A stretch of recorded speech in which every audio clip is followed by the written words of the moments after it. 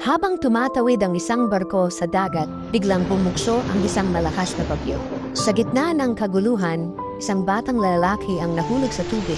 Napasigaw ang kanyang ina sa matinding pagkawalang pag-asa at hinanap siya ng lahat, ngunit hindi matagpuan ang bata.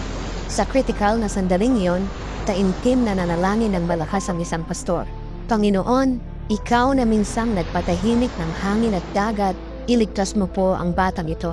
Sa mismong sandaling iyon, nakita ng mga nakasaksi ang isang liwanag sa ilalim ng tubig at sa isang himala ay ligtas na lumutang ang bata nang walang kahit kaunting galos. Lahat ng nasa barko ay napaluha sa tuwa.